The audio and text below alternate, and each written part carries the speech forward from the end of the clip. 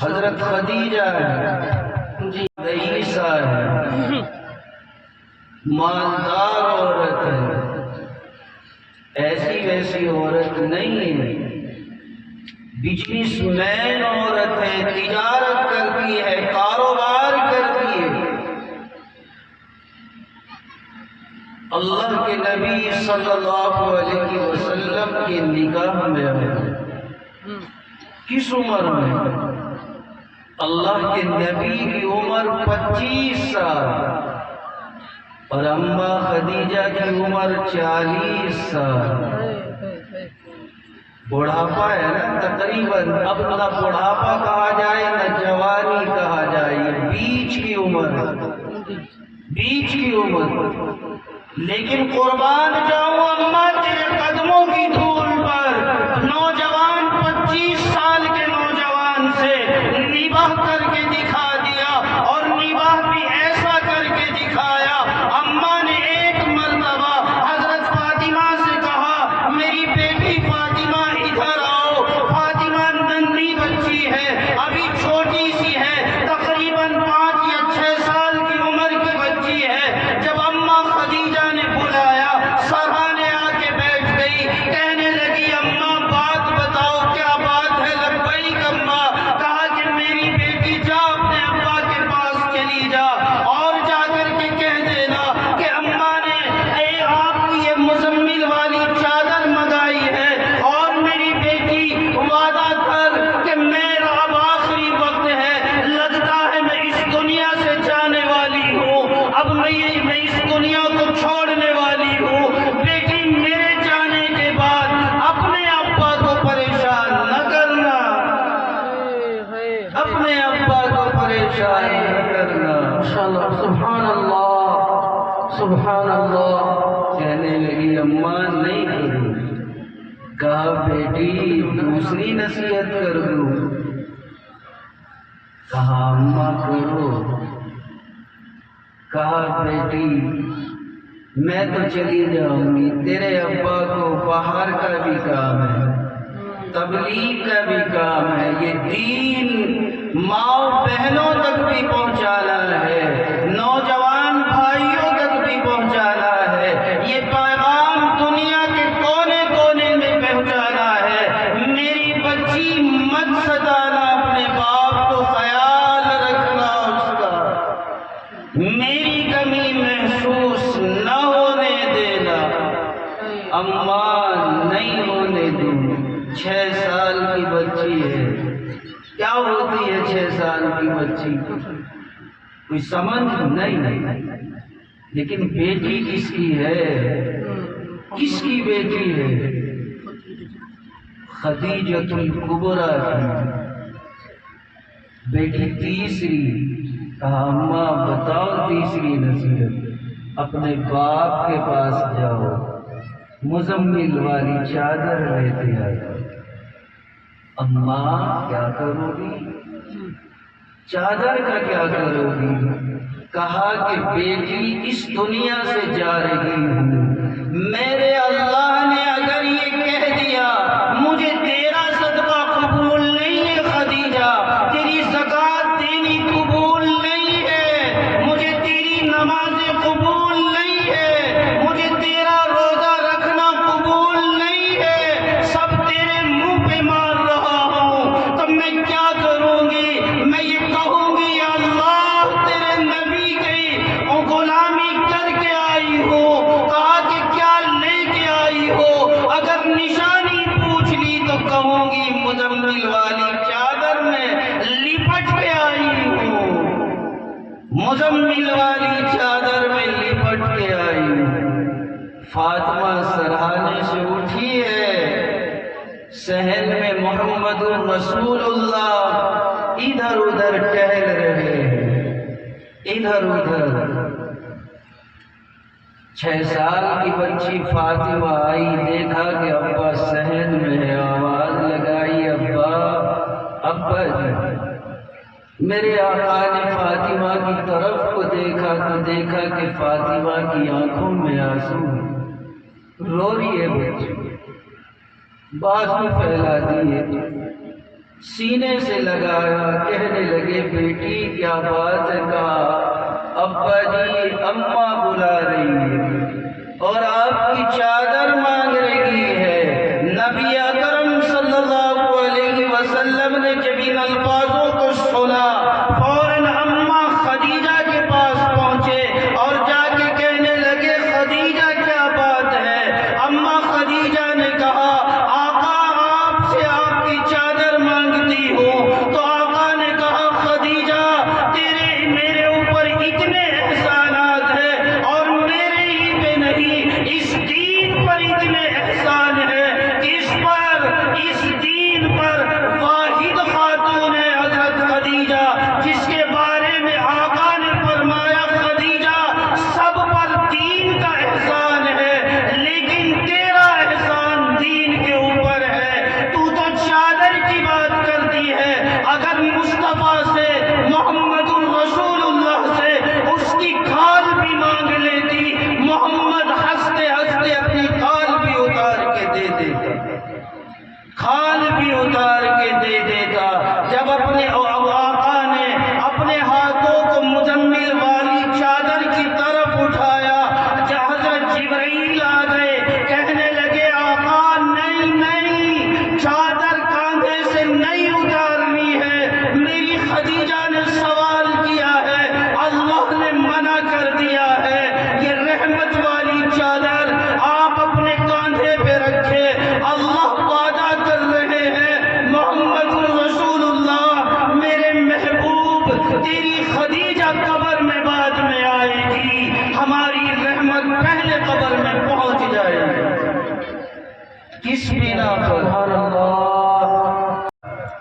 آج بھی بیٹیوں کی شادیوں کے پیغام آئے ہوں گے، آج بھی کوئی شادی میں گیا ہوگا، آج بھی تقریب منائی گئی ہوگی، آج بھی دعوتیں اڑائی گئی ہوگی،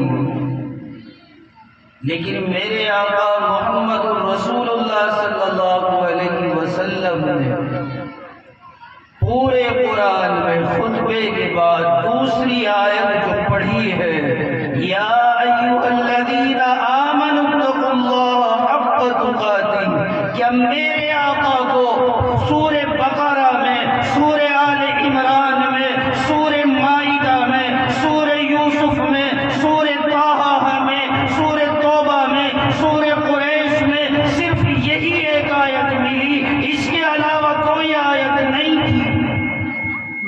یا ایھا الذین آمنوا اتقوا اللہ، اے ایمان والیو، اے ایمان والو ڈرو اللہ سے حق تقاتہ، جیسے ڈرنے کا حق ہے، وانتم مسلمون، تمام مسلمانوں پر موت ہے۔ صحرا باندھ کے بیٹھے ہوئے وہی تو نکاح کی بات کر رہے تھے، موت کی طرف کہاں چلے گئے؟ موت کی طرف کہاں چلے گئے؟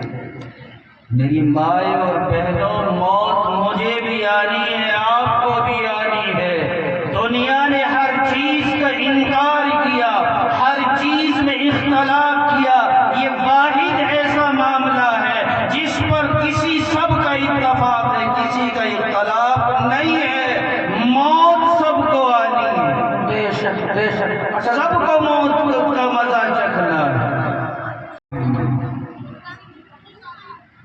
موت کا ذکر اس لیے کیا کہ اس دین کے کچھ حق اللہ تبارک و تعالیٰ نے میرے اوپر رکھے ہیں، کچھ آپ کے اوپر رکھے ہیں۔ باپ کا گھر تب تک اچھا لگتا ہے جب تک نکاح کے بوجھ نہ ہو،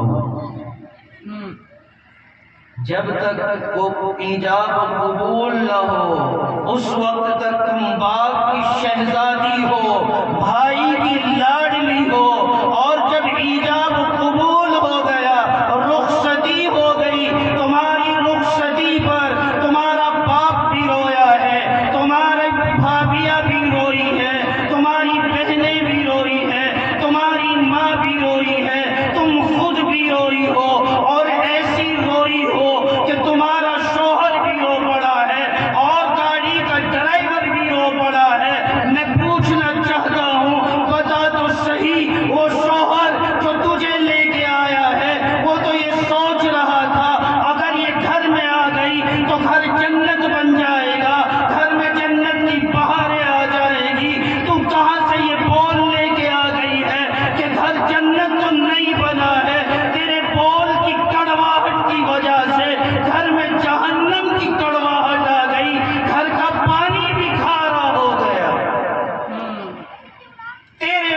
کی کڑواہٹ کی وجہ سے گھر کا ماحول ہی طرف بدل گیا ہے۔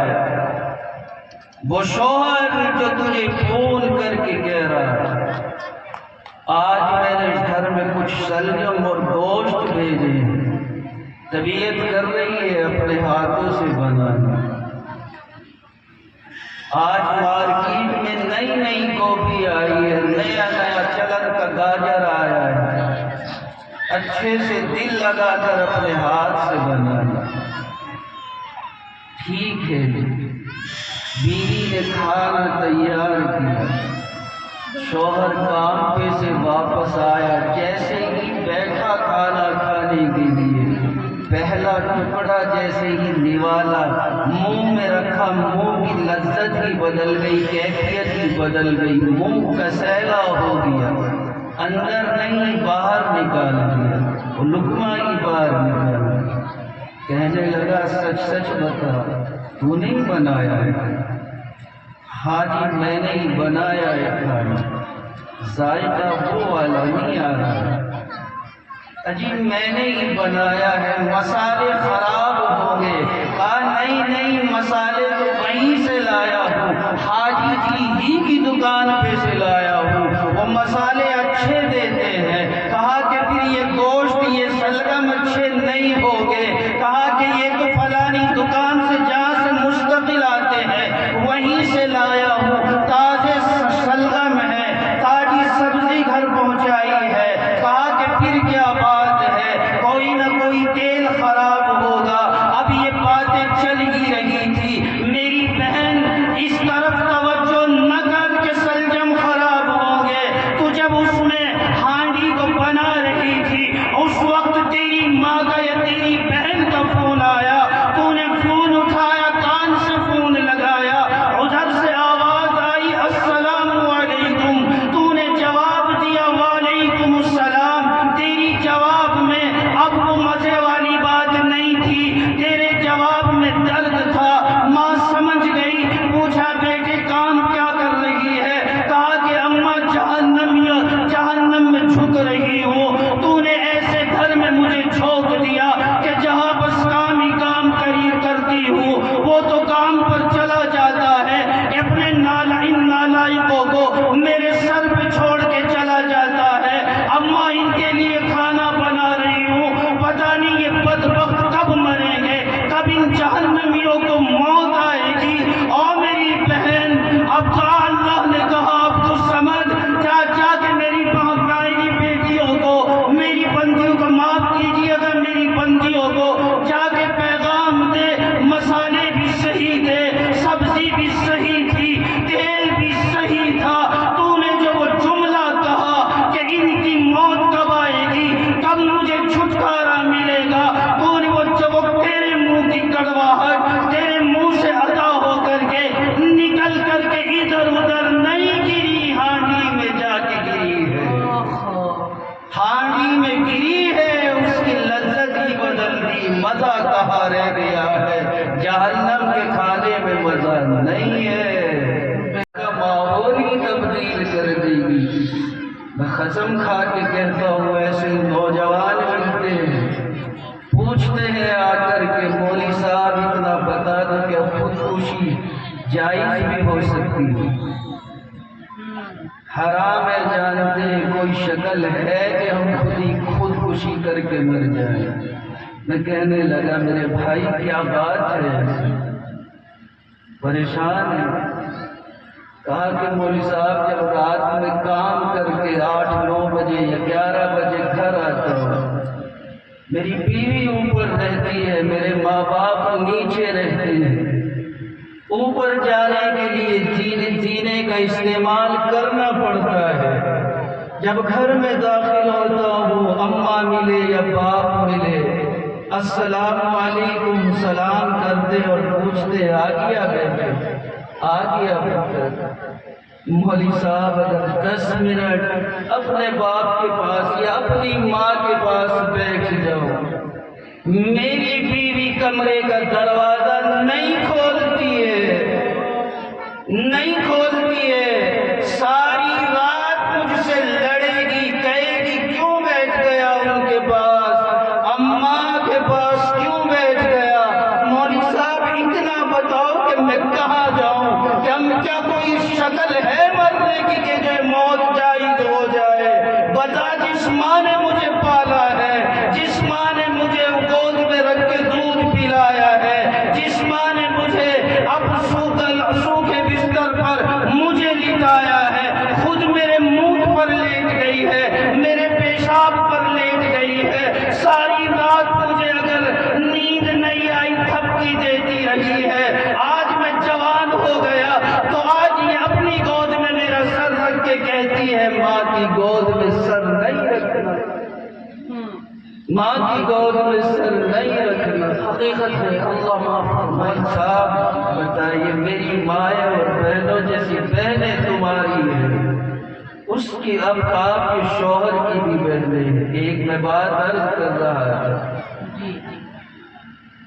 जब तक निकाह के बोल न हो, बाप की शहजादी हो, बाप की लाडली हो, निकाह के बोल होने के बाद शौहर के घर की मलिका हो, अपने भाई के घर वापस जाइए, 1 महीना रह जाइए, भाई को पता लग जाए, बाप को पता लग जाए इसकी ससुराल में शौहर से या सास ससुर से तलखाहट आ गई है, 1 महीने में घर का माहौल बदल जाएगा। जिस घर में तुम इधर उधर जाती थी, जिस चीज को तुम अपनी मर्जी से छू लेती थी, आज किचन में अपनी मर्जी से नहीं जाती हो, अगर जाओगी तो भाभी के तेवर बदल जाएंगे।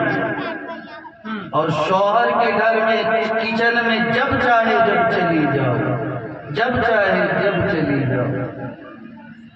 हजरत खदीजा रज़ियल्लाहु ताला अन्हा मक्का की रईसा है, मैंने बताया। नबी अकरम सल्लल्लाहु अलैहि वसल्लम अम्मा खदीजा के शौहर हैं। फरमाते हैं कि सारी जिंदगी में खदीजा 65 साल की उम्र में इस दुनिया से गई है, मैंने कभी दरवाजे पे आके दस्तक नहीं दी। जब भी दरवाजे पर पहुंचा फौरन मेरा इस्तकबाल मेरी खदीजा ने किया है, फौरन दरवाजा खोल दिया, कभी मुझे आवाज लगाने की जरूरत नहीं पड़ी, फौरन दरवाजा खोल दिया। मैंने पूछा, खदीजा कैसे कर लेती है? कहा कि आका, जब तुम मक्का की वो मोड़ मुड़ते हो ना घर वाला, आपके जिस्म अतहर की खुशबू आपके आने से पहले दरवाजे पे पहुंच जाती है, आपके दरवाजे पे पहुंच जाती है, इंतजार में खड़ी हो जाती हूँ, और जब तक आप अंदर दाखिल नहीं होते आपका इंतजार करती हूँ। घर में 20 नौकरानियां हैं, 20 खादिमा है अम्मा खदीजा की। आका के लिए खुद खाना तैयार करती हैं। शर्म नहीं आती कि जब शौहर कहे मेरे कपड़ों पे इस्त्री कर दो? आप मोबाइल देख रही हैं, नौकरानी को कहेंगे इनके कपड़े पर इस्त्री कर दें, इनके कपड़ों इनके लिए नाश्ता तैयार कर दे। आओ सुनो, जिसकी 20 खादिमा हो, जिसकी 20 नौकरानियां हो, वो मोहम्मदुर रसूलुल्लाह के ऊपर कैसे अपनी जान को निछावर कर रही है। जब आका के लिए नाश्ता तैयार होता है, जब आका के लिए खाने का वक्त होता है, तमाम खादिमाओं को कह दिया जाता है अब तुम एक तरफ हो जाओ, अब तुम्हें किसी काम पे हाथ लगाने की जरूरत नहीं है, अब खदीजा करेगी। खदीजा उठती है, अपने शौहर के लिए, अपने खसम के लिए, मोहम्मदुर रसूलुल्लाह के लिए खाना तैयार करती है। एक मर्तबा खाना लेकर के सीढ़ियों से उतर रही है, मोहम्मदुर रसूलुल्लाह बैठे हुए हैं। मेरा और आपका प्यारा महबूब, मेरा और आपका प्यारा नबी बैठा हुआ है। अम्मा को आते हुए देखा, हजरत खदीजा को खाने लाते हुए देखा, मुस्कुराने लगे,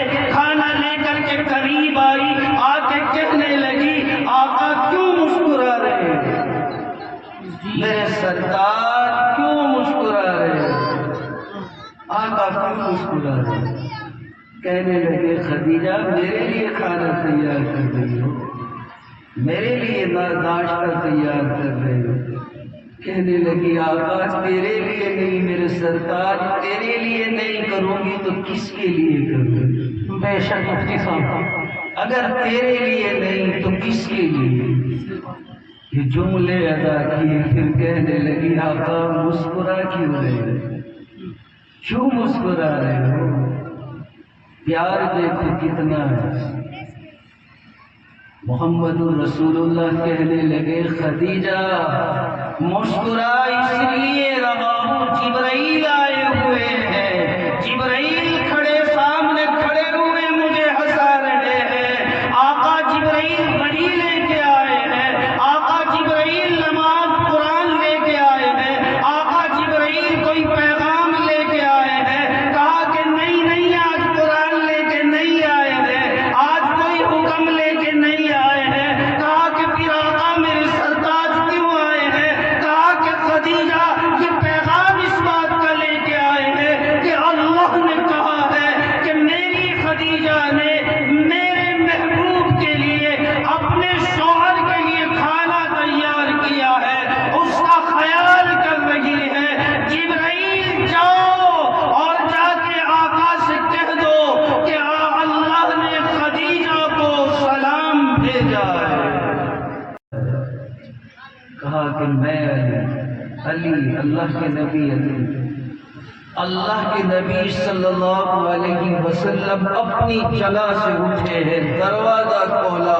مجھے تاریخ میں ایسا سسر کو لا کے دکھا دو جو داماد کے لیے دروازہ کھول رہا ہے, اور دروازہ بھی اور کس داماد کے لیے کہ جس کے پیروں میں جو جوتے ہیں وہ بھی پھٹے ہوئے ہیں, جس کا لباس وہ بھی پھٹا ہوا ہے.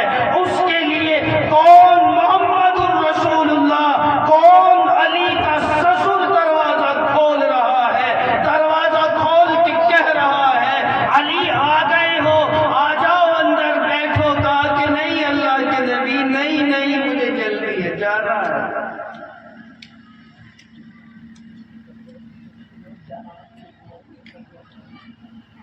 اللہ کے نبی مجھے جانا ہے, جانا ہے. کیوں؟ کہا کہ اللہ کے نبی بتاؤ کیا بات؟ کہا کہ اللہ کے نبی میری امانت ہے آپ کے پاس, ہماری امانت.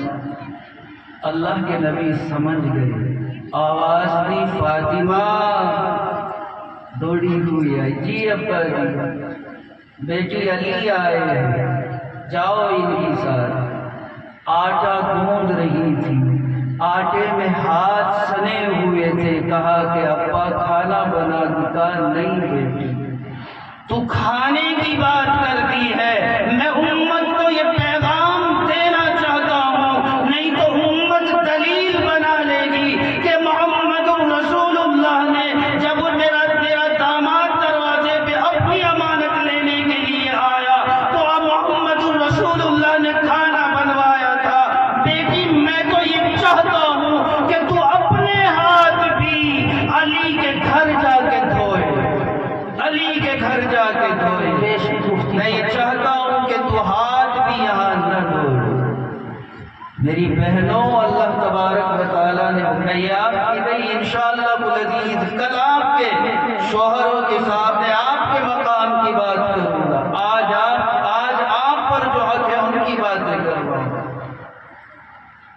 محمد رسول اللہ صلی اللہ علیہ وسلم ایسا نبی مجھے اور آپ کو ملا ہے. کس حال میں بھیجی ہے, پیوند لگے ہوئے ہیں حضرت فاطمہ کے لباس پر. اللہ کے نبی نے دعا دینے کے لیے سر پہ جو ہاتھ رکھا تو دیکھا کہ چادر میں بھی سوراخ ہوا ہے. زینب سے اپنی بیوی کو کہا کہ گھر میں کوئی چادر ہے, تو وہ چادر لے کے آئی. 16 پیوندوں والی چادر لے کے آئی. آ کے کہنے لگی آقا اس چادر کے علاوہ کوئی اور چادر گھر میں موجود نہیں. وہ مقام دیکھا ہے میرے آقا. بات کو اپنی ختم کر رہا ہوں.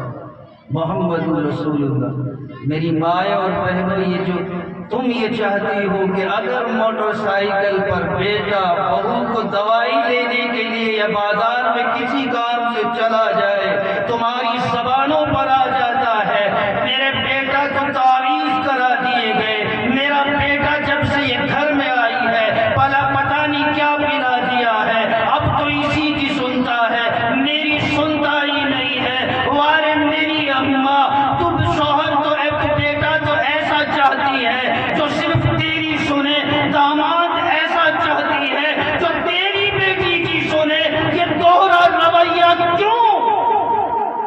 یہ دوہرا رویہ کیوں؟ سوچ تیری بیٹی کے جو سر کا تاج ہے جو شوہر ہے وہ تیری بیٹی کی غلامی کرے اور تیرا بیٹا تیری غلامی کرے، یہ میرے آقا کی تعلیم نہیں ہے۔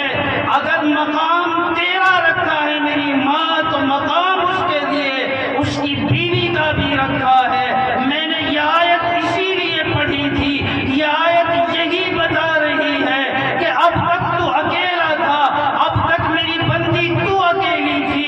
یا ایھا الذین آمنوا اتقوا اللہ حق تقاتہ، اب ڈر کے زندگی گزارنا، اب سے تو اکیلا نہیں ہے، اب سے تو اکیلی نہیں ہے۔ پل صراط تب پار کرنے دوں گا جب تم ایک دوسرے کے حق کو ادا کرو، بے شک بے شک۔ اگر نہیں کرو گی تو پل صراط کا حق پار نہیں کرنے دوں گا، حق نہیں دوں گا۔